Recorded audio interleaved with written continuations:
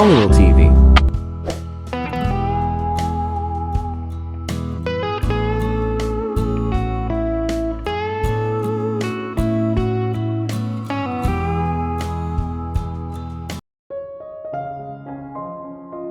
Umatras si Gabriel palabas ng nakakatakot na silid ni Samantha nang may mabilis ngunit maingat na mga hakbang.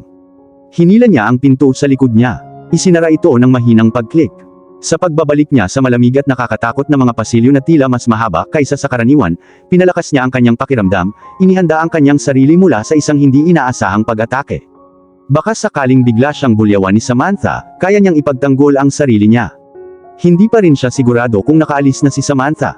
Ngunit ang isang babaeng kasing talino niya ay hindi maglakas loob na umalis, wala siyang mapupuntahan at ang kanyang pera sa bangko ay frozen. Kung mayroon man siyang dagdag na pera, hindi ito magtatagal at walang alinlangan na mamamatay siya sa gutom. Iyon ang dahilan kung bakit siya naniniwala na siya ay nasa isang lugar na nakabitin sa mga silid sa loob ng mansyon. Marahil ay nagtatago siya sa likod ng kadiliman, habang naghihintay ng perpektong pagkakataon para ilabas ang masasamang plano laban sa kanya. Ngayong nahulog na siya, kalagkarin niya ito kasama niya. Pero hindi siya papayag na ibagsak siya ng babaeng tulad niya. Hindi niya alam kung gaano na siya katagal na naglalakad sa corridors nang makarinig siya ng magaan na yabag. Tapos meron na panlalamig na sensasyon sa kanyang batok. Tumigil siya sa paglalakad at tumingin sa paligid niya. Nanlaki ang mga mata niya at napaangat ang kilay niya sa kisame ng mapagtantong eksaktong nakatayo siya sa tapat ng pinto ng kwarto na namatay si Angela. Kakaibang pagkakataon, sa lahat ng kwarto, dito siya natatapos. Kung may silid man ay hindi na niya muling gustong tunguhin, ito mismo ang lugar na ito. Ayaw niyang pumasok sa loob pero wala na siyang pagpipilian. Ang dahilan sa likod ay hindi dahil namatay si Angela sa silid na ito, kundi dahil ang silid ay nagtataglay ng napakaraming unpleasant memories. Ang silid kung saan siya pinaslang ay dating kay Monica, at sa sarili nitong marital bedroom. Noong tumutuloy pa sila sa mansyon, sa kanila ang kwartong ito. Sa kasamaang palad, ang silid ay kung saan nagsimula ang kanilang pagsasama dahil sa kanyang tusong half-brother. Ito ang lugar na nagdala sa kanya ng kalungkutan at desperasyon simula noong araw na iniwan siya ng kanyang asawa. Upang madagdagan ang unpleasant memories, huli niyang nakita ang kanyang anak na si Vienna sa loob ng silid bago ito na-aksidente sa sasakyan. Sino ang maaaring sisihin sa kanya para sa freaking out sa ideya ng pagpasok sa loob? Nagising siyang basang-basa ng dugo at wala siyang maalala. Sa tuwing titingin siya sa silid, bumabalik ang mga alaala. Ipinilig niya ang kanyang ulo at itinulak palayo ang mga umuusbong na iniisip. Isang buntong hininga ang lumabas sa kanyang mga labi nang maingat na humakbang paharap sa pinto. Nang ilang pulgada na ang layo niya rito, ay napansin niyang bahagyang nakaawang ito. At ubili, inabot niya ang pinto. Pero huminto sa kalagitnaan. Sa isang iglap, nag-flash sa kanyang isipan ang mga morbid na eksena mula sa video na nagdulot ng panginginig sa kanyang gulugod. Napalunok siya ng mariin at bigla siyang sumuko nang maalala niya ang dugong bumabalot sa sahig. Hanggang ngayon ay hindi siya makapaniwala na ang kanyang stepmother ang pumatay kay Angela. Si Samantha ay ang ehemplo ng pagiging perpekto at kagandahan. Hindi ka panipaniwala na kaya niya ang ganitong kalupitan. Nakapatay lang siya ng tao, na parang hayop at hindi tao. At isipin na hindi siya nakaramdam ng guilt pagkatapos at sinubukan pa niyang sisihin siya ay hindi mapapatawad. Umigting ang kanyang panga at pumulupot ang kanyang kamao sa bola sa kanyang tagiliran habang ang mga fragment ng video ay kumikislap sa kanyang isipan. Walang awang pinatay ni Samantha ang kanyang daughter-in-law, ngunit bago niya wakasan ang kanyang buhay, pinahirapan niya ang kawawang babae sa pamamagitan ng pananaksak sa kanya ng maraming beses. Mga psychopath lang ang makakagawa niyan at malinaw na qualified ang stepmother niya bilang kandidato para sa isang mental institution. Inipon niya ang lahat ng lakas ng loob niya at itinulak ang pinto. Agad na nanliit ang mga mata niya nang dumapo ang tingin niya sa sahig. Pagpasok niya sa loob, biglang umihip ang malamig na hangin. Tumindig ang mga balahibo sa kanyang batok. Ano ang hindi pangkaraniwang sensasyon na iyon? Bahagya siyang napanganga. Nagdadalawang isip siya ngayon na pumasok sa silid, ngunit kailangan niyang makapasok sa loob sa gusto niya o hindi. Ito lang ang kwarto sa ikalawang palapag na hindi niya na-check. Kaya dapat niyang gawin ito sa lalong madaling panahon. Nabasag ang mga pira-piraso ng salamin sa ilalim ng kanyang sapatos habang papalapit siya sa silid. Napahinto siya nang marating niya ang paanan ng kama at tumingin siya sa paligid niya. Sa maputlang liwanag na nagmumula sa lampshade ay napagmasdan niya ang kaguluhan sa paligid. Ang silid ay tila isang bagyo ang nagdulot ng kalituhan sa loob. Ang mga mamahaling linan na nakatabing sa kama ay kinaladkad sa sahig. Napunat ito na parang inani ito ng mabangis na hayop gamit ang mapanganib na mga kuko at matatalas na ngipin. Nang dumilat ang tingin niya sa kama, nakita niya ang isang bakal na gunting na nakadikit sa ilalim nito. Ito siguro ang gamit sa paglaslas ng bedsheets. Nagkalat ang mga unan sa buong silid, ang isa ay lumapag malapit sa pinto, ang isa ay walang ingat na inihagis sa paanan ng kama, at ang huli ay inihagis malapit sa sahig hanggang kisame na bintana. Lahat sila ay marahas na nilaslas ng gunting. Siguradong galit na galit ang sinumang gumawa niyan. Walang pag-aalinlangan sa kanyang isip ay alam na alam niya kung sino ang may gawa nito. Ang matalim niyang mga mata ay dumaan sa mga dingding kung saan nakasabit ang 12 larawan. Ngunit wala nang laman ng lugar kung saan nakadisplay ang kanyang mga wedding pictures. Hindi na siya nagtaka kung saan napunta ang lahat, nakita na niya ang mga ito sa sahig na nagkapira-piraso kasama ang mamahaling antique vase na minsang natanggap niyang regalo sa kasal. Binuksan niya ang napakalaking closet, sumilip sa ilalim ng kama, inihagis ang mga mabibigat na kurtina sa isang tabi, at halos baligtarin ang buong silid sa paghahanap ng perpektong taguan, ngunit hindi pa rin niya nakita si Samantha. Ang kanyang intuition ay nagngangalit sa kanya tulad ng isang makati na kagat ng surot. Sinasabi nito sa kanya na magpatuloy sa paghahanap. Sa kalaunan, mahahanap niya ito sa lalong madaling panahon. Pakiramdam niya ay naroon pa rin siya sa isang lugar sa mansyon. Ang tanging problema niya ay kung paano niya ito mahahanap. Pagkatapos ng ilang minuto ng walang hirap na paghahanap, sumuko na siya. Kung wala siya sa ikalawang palapag, tiyak na nasa unang palapag siya. Marahil ay natagpuan na siya ni Lucas. Sana lang talaga nahanap na siya ng kaibigan niya kaya wala siyang dapat ipag-alala. Naghanda na siyang umalis. Papunta na siya sa pinto nang ibinato niya ang pinto ng banyo ng patagilid na sulyap. Bigla siyang huminto sa kinatatayuan niya. Paano ba naman siya naging katanga-tanga at tuluyang nadula sa isip niya na tingnan ang lugar na iyon? Muntik na niyang makalimutan na nag-e-exist pala ito. Bahagyang nakaawang ang pinto ng banyo. Habang tinatitigan niya ito, bumibilis ang tibok ng puso niya. Isang nagbabantang pakiramdam ang biglang bumaba sa kanya. Sinipa niya ang pinto, ngunit napakadilim sa loob na halos wala siyang makita. Inipon niya ang lahat ng lakas ng loob niya at pumasok sa loob ng banyo. Inabot niya ang ilaw at binuksan ito. Nang ang liwanag ay kumalat sa loob. Hindi siya handa sa eksenang naghihintay sa kanya. Nakahandusay si Samantha sa bathtub, isang puting mabula na substance ang umaagos mula sa kanyang nakabukang labi. Namumungay ang mga mata niya sa mga eye socket niya habang nakatitig sa kisame. Maputla siya na parang multo. Hindi na niya kailangan pang tingnan ang pulso nito para malaman na patay na siya. Ang kanyang hitsura ay nagsasabi ng lahat. Siya ay walang iba kundi malamig na bangkay ngayon. Sa ilalim lang ng bathtub may nahulog na bote ng sleeping pills. Walang laman ang bote. Inubos ni Samantha ang gamot at namatay sa overdose. Doon sa salamin may nakasulat na mensahe sa red lipstick. Hindi ako papayag na mahuli mo ako. Mamamatay muna ako bago mo akong makita na naghihirap. Papatayin din kita. Dinukot ni Gabriel ang kanyang telepono sa loob ng kanyang bulsa para tawagan si Lucas, at sabihin sa kanya na natagpuan na niya si Samantha. Gayunpaman, idadial na sana niya ang numero ng kanyang matalik na kaibigan nang magring ang kanyang telepono. Nagsalubong ang kilay niya sa pagkalito nang pinindot niya ang answer button. Gabriel, nasaan ka? Tanong ni Lucas na malakas at mapilit ang tono. Nasa second floor pa, sagot niya, nahanap ko na ang bangkay ni Samantha, dagdag pa niya, na sinulyapan ang katawan sa bathtub. Tumakbo ka ng mabilis hanggat kaya mo, ngayon na. Bumuka ang bibig niya para tanungin siya kung bakit, pero bago pa man siya makapag-react, narinig niya ang pamilyar na beep na tunog ng time bomb. Nalaglag ang panga niya sa sahig. Ang pagkabigla ay tumama sa kanya na parang isang matalim na parehong kidlat. Mamamatay ba siya? No, hindi niya kaya. Naghihintay sa kanya ang kanyang pamilya. Imposibleng mamatay siya ngayon kapag halos matapos na ang paghihirap nila. Mabilis siyang tumakbo palabas ng banyo. Ginawa niya ang huling opsyon na mayroon siya. Itinaas niya ang baril na hawak pa rin niya ng mahigpit sa kanyang mga daliri at itinutok ito sa floor-to-ceiling glass window. Kinailangan ng isang bala para mabasag ang floor-to-ceiling na salamin ng bintana. Binasag ng nakakabinging katahimikan ng gabi ang nakakabinging tunog ng salamin na nabasag at bumagsak sa tiled floor. Ang pagtalon sa bintana ay ang kanyang huling pagpipilian.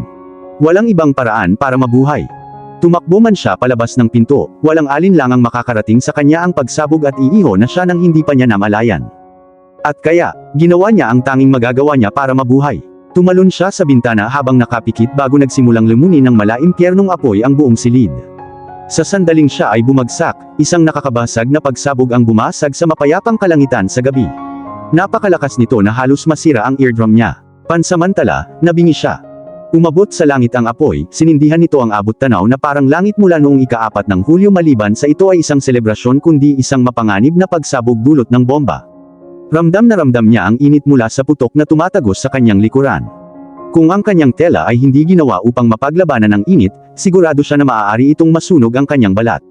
Nagpapasalamat siya na nakasuot siya ng protective clothes. Ang kanyang puso ay nasa kanyang lalamunan habang siya ay bumulusok pababa sa kawalan ng katiyakan. Maya-maya lang ay marating na niya ang sementadong sahig. Iniisip niya kung kakayanin ba ng kanyang katawan ang impact. Kung sinuswerte siya magkakaroon siya ng bali ng tuhod o madislocate ang braso. Kung maubusan siya ng swerte, mababali ang leeg niya. Bago pa niya napagtanto ang nangyari sa kanya ay mamamatay na siya sa oras na iyon. Gayunpaman, hindi dumating ang kapahamakan na kanyang hinihintay. Natagpuan niya ang kanyang sarili na nakahawak sa mga riles ng balcony. Hindi niya alam kung paano nangyari ang nangyari pero nagpapasalamat na lang siya na nakaligtas siya. Kung wala ang balcony, bumagsak na siya sa sementadong sahig. Nang tumingin siya sa ibaba, napalunok siya nang mapagtanto na ang distansya sa pagitan ng balcony at sahig ay napakalaki na ang pagbagsak ay talagang mamamatay siya, agad-agad. Sa sandaling iyon, napagtanto niyang gumawa siya ng isang foolish decision. Ngunit ang foolish decision na ginawa niya ay ang tanging desisyon niya. Kung hindi siya tumalon sa bintana, baka sumabog na siya kasama ng bomba. At least buhay pa siya hanggang ngayon. Ang kanyang mga daliri ay kumapit sa riles para sa mahal na buhay. Kung hahayaan niya, wala nang pangalawang pagkakataon. Hindi niya maaaring sayangin ang mahalagang pagkakataong ito para mabuhay.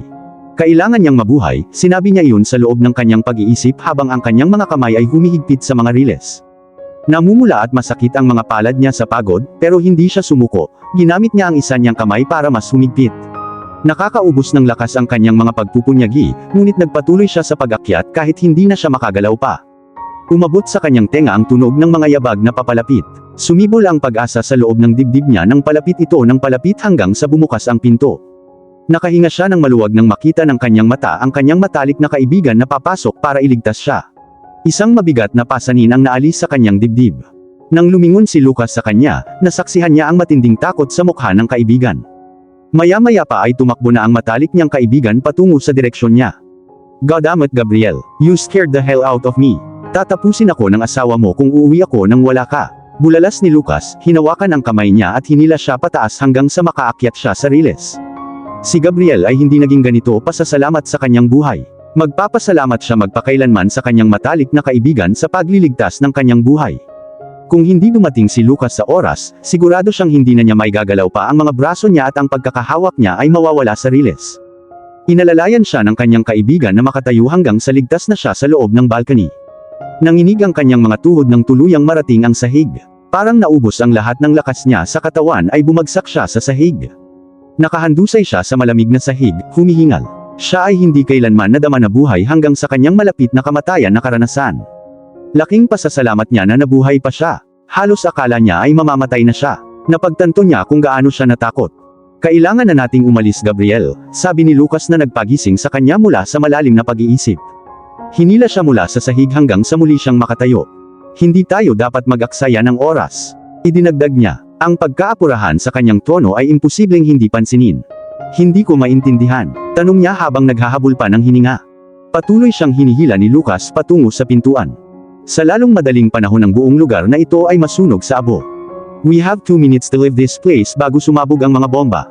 Sagot naman ng kaibigan niya, hindi na maitim ang ekspresyon niya. Napalunok ng malakas si Gabriel at nagmamadaling tumayo. Kahit nahihirapan siyang gumalaw ay binilisan niya ang kanyang hakbang. Magkasama silang sumulong. Habang tumatawid sila sa entrance hall, isang malaking pagsabog mula sa ikalawang palapag ang yumanig sa buong mansyon at nagsimulang mahulog ang mga labi mula sa kisame. Naghintay ang isang pulis sa pintuan, nang makita niya ang mga ito na papalapit, siya ay sumaklolo at tumakbo sa kanila para tulungan siyang maglakad ng mas mabilis. Sa sandaling lumabas sila, ang huling bomba ay sumabog at ang buong mansyon ay kinain ng apoy. Isang malalim na buntong hininga ang pinakawalan niya. Nakahinga siya ng maluwag na nakatakas sila bago sumabog ang nakamamatay na bomba. Ang apoy ay umabot sa kalangitan sa gabi. Habang nakatitig siya sa lugar kung saan niya ginugugol ang kanyang pagkabata na nilalamon ng napakalaking apoy, wala siyang maramdaman. Totoo, ito ang lugar kung saan siya lumaki ngunit ni minsan ay hindi niya naramdaman na parang bahagi siya nito. At kaya ang panunood ng pagsunog nito ay parang binubura ang mga unpleasant memories. Nakaramdam siya ng kalayaan na parabang naputol ang isang kadena. Ngayong wala na ang kanyang masamang stepmother, ang tanging problema niya ay ang kanyang half-brother na si Vince. Hindi niya alam kung saan nagtatago si Vince, pero nanumpa siya na hahanapin niya ito at hinding-hindi siya titigil hanggat hindi siya nahuhuli. Sa kabilang banda, si Monica. "Monica, may problema ba?" Tawag ni Catherine sa likod ko. Natigilan ako, nagulat ako nang malaman kong nandoon siya. Hindi ko man lang napansin na pumasok siya sa kwarto ko. Napakurap ako ng ilang beses, at hinila ang sarili ko sa ulirat na kinaroroonan ko ngayon bago ibinalik ang tingin sa bintana kung saan wala akong makita kundi ang kahabaan ng madilim na abot tanaw. Nag-iisa ang langit, walang mga bituin o buwan upang gawin itong masigla. Sa ilang kadahilanan, noong nakatitig pa rin ako sa bintana, specifically towards the inky sky, biglang pumasok sa isip ko si Gabriel. Pagkatapos ay nagsimulang tumibok ang puso ko na parang baliw, ang paraan ng pagtibok nito kapag tumatakbo ako sa isang karera. Bigla kong naitanong sa sarili ko kung okay lang ba siya. Napabuntong hininga ako, natagpuan ko ang sarili kong naglalakad palayo sa bintana. I'm fine Kat, kaya lang bigla akong nakaramdam ng kakaiba. Hindi ko alam kung bakit. Siguro, pagod na ako. It's been a long and exhausting day. Sagot ko, at ngumiti para maging convincing. Hindi naloko si Catherine, ngunit sapat na ang kanyang pag-unawa upang hindi magkomento. Sinundan niya ako ng tingin hanggang sa makaupo ako sa couch sa loob ng kwarto ko. Sorry to barge in like that. I knocked a couple of times. Nang walang response, I decided to walk in. Gusto ko lang i-check kung okay ka. Paliwanag niya habang nakaupo sa tabi ko. It's okay. I don't actually mind. Sumagot ako. Tumawag ba si Lucas? Nagkaroon ng panandali ang paghinto. Bumilis ang pulso ko at biglang bumilis ang tibok ng puso ko sa loob ng dibdib ko habang hinihintay ang sagot niya. Sinabi sa akin ni Catherine ang buong katotohanan, hindi niya ito kusa na ibinigay kahit na kailangan kong pisilin ito mula sa kanya sa pamamagitan ng pagsusumamo.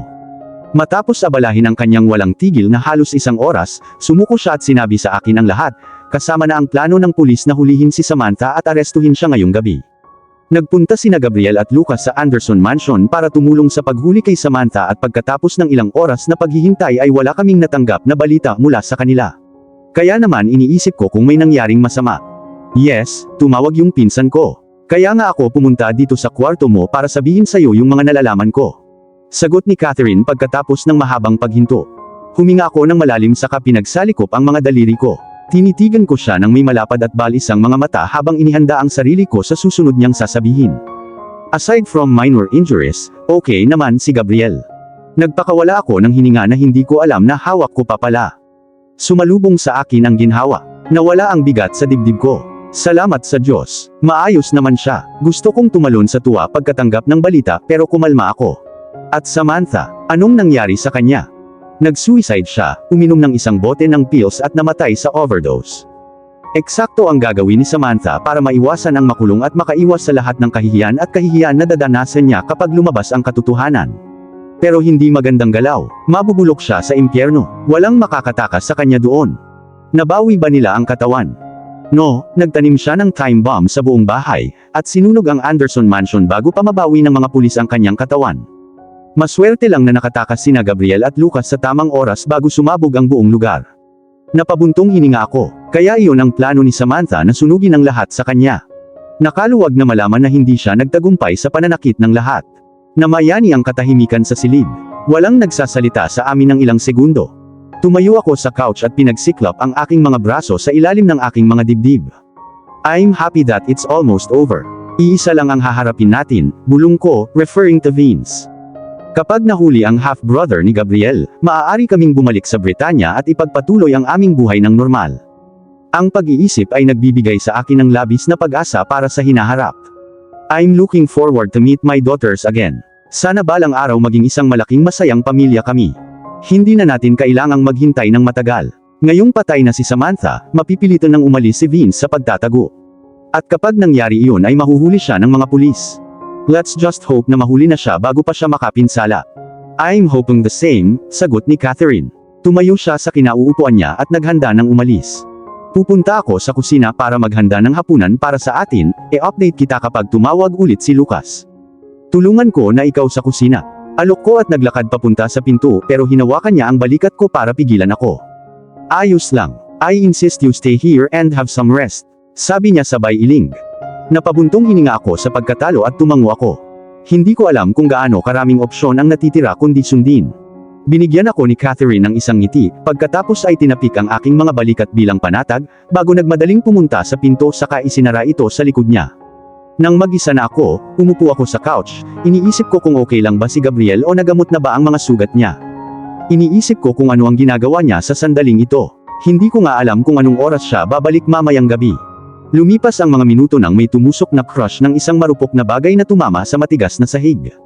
Sa gulat ko, automatiko akong umalis sa upuan ko. Ano ba iyon? Tanong ko sa sarili ko at mariing pinakinggan ang tunog. Sa kasamaang palad, wala akong narinig na ibang tunog. Muli itong tumahimik. Sa mabilis ngunit maingat na mga hakbang ay tinahak ko ang daan patungo sa pintuan. Huminga ako ng malalim at mahaba at binuksan ito. Catherine, tawag ko pero ang nakakabinging katahimikan ang sumagot. Dali-dali kong isinara ang pinto sa likod ko at nagpasyang pumunta sa kusina at tanungin siya kung ano ang nangyayari. Papunta na ako sa kusina nang makita ko ang magandang silver antique vase na nabasag matapos mahulog sa sahig. Ang mga tipak nito ay nabasag sa sahig na parang mga dotted constellations. Kat, where are you? Walang tugon. Bumuntong hininga ako at pumunta sa kusina. Gayunpaman, hindi ako nakahakbang nang may matigas na bagay na bumagsak sa ulo ko, at bumagsak ako sa sahig ng may kalabog. At dito na po, nagtatapos ang part 62 ng ating kwento. Sabay-sabay po nating abangan ang susunod na kabanata. Maraming salamat po. God bless and stay safe.